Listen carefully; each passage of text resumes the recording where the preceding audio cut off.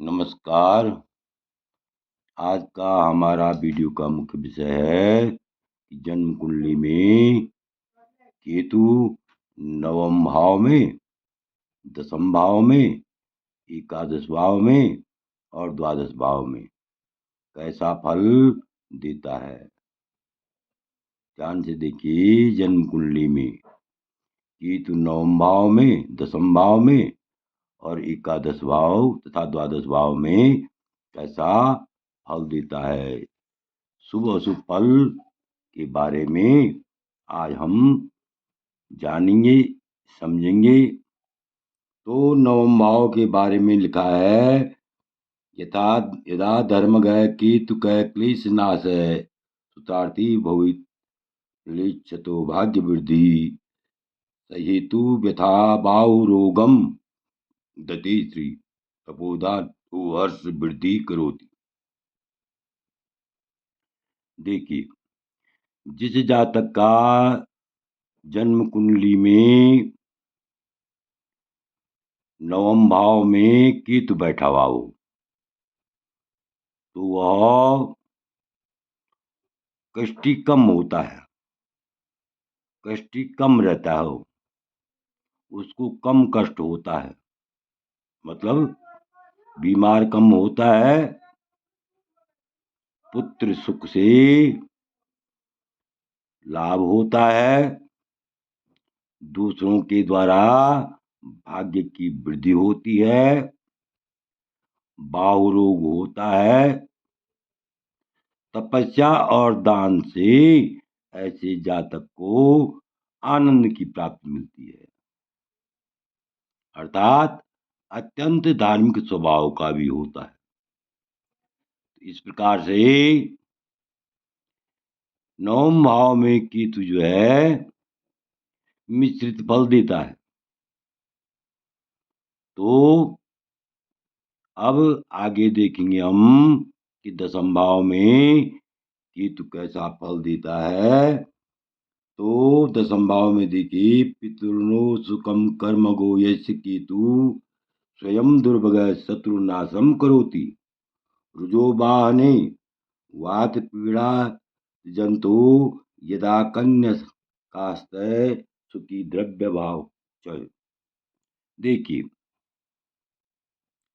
जिस जातक का दसम भाव में केतु बैठा हुआ होता है, जन्म कुंडली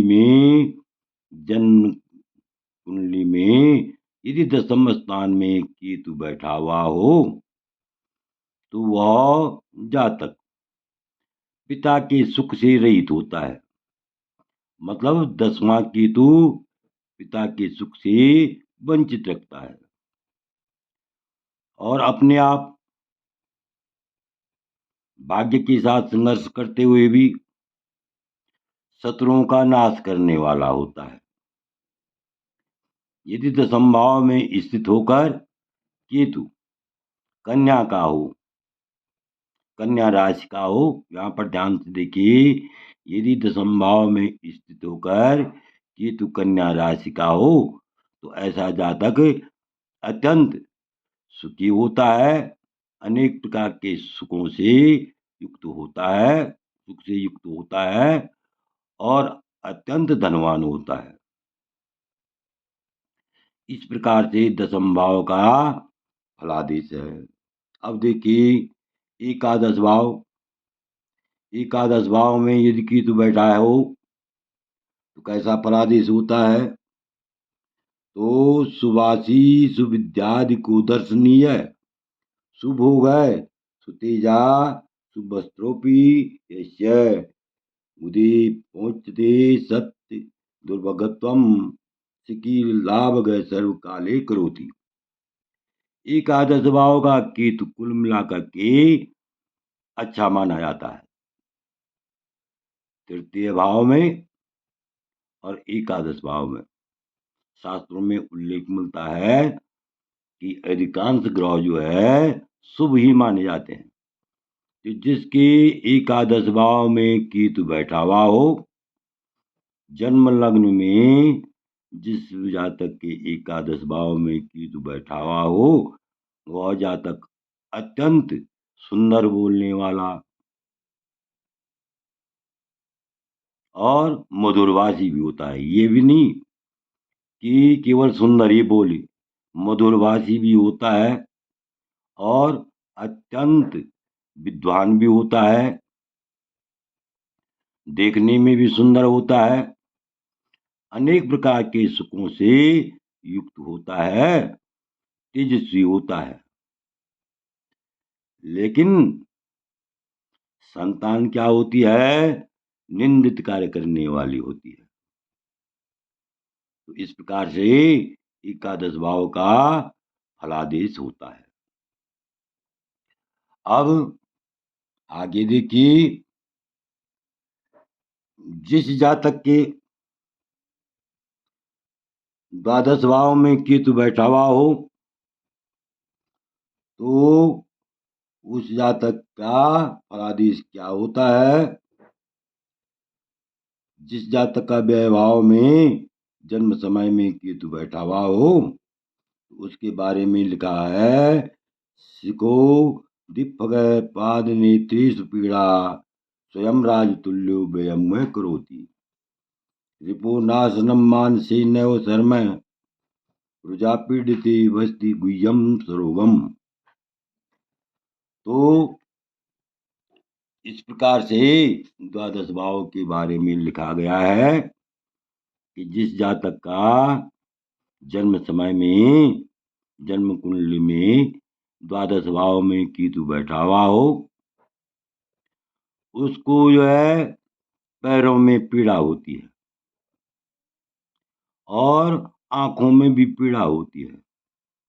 पैरों का रोग, आंखों का रोग, स्वयं दूसरों के सम्मान में खर्च करने वाला, खर्च करने में वह चूकता नहीं है, और शत्रुजित, शत्रुजित भी होता है, मतलब शत्रुओं का नाश करने वाला होता है, और अपने चित्त में सुख की इच्छा नहीं रखता है,